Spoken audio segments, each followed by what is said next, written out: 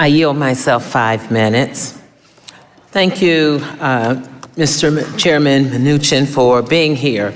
As I was reviewing your statement in paragraph 4 of your statement, you note that opportunity zones are a key component of the Tax Cut and Jobs Act. You also say that opportunity zones will offer capital gains tax relief for investments in businesses in distressed communities.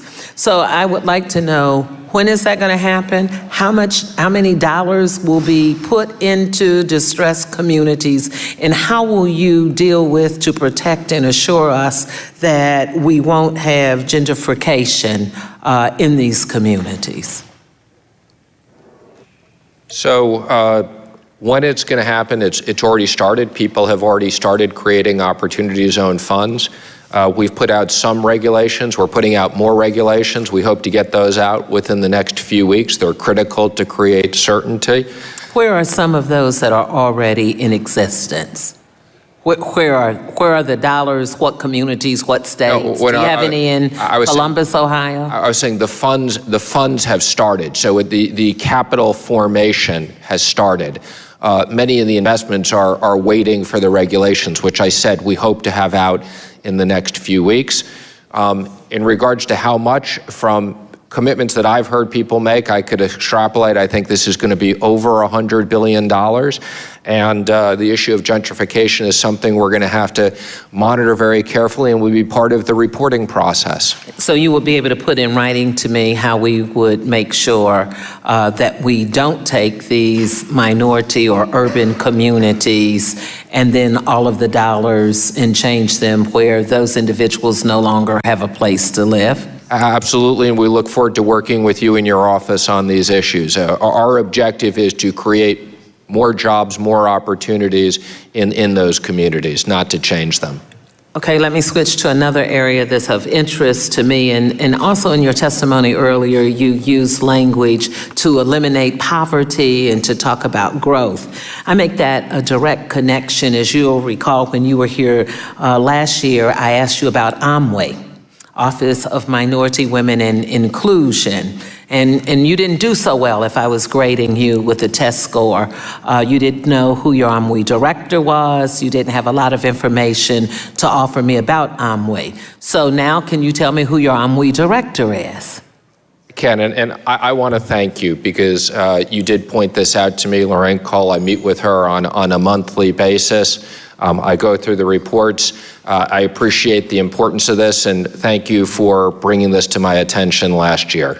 Well, let me also say, and I'd like to enter into the record that we requested the IG to take a look into your department's compliance with Section 342 of the Dodd-Frank Act. It didn't come up so well. When I read the report, the IG, the Inspector General, found that the OMWI at your department will not likely be able to fulfill its responsibility at the same level as the other OMWIs in the other regulatory offices because of insufficient staffing. I asked the same question to the new director of the CFPB last week, and it was a yes or no question. Will you put enough money in there to maintain Dr. Cole and to give her the appropriate staff as Section 342 states? It's a yes or no.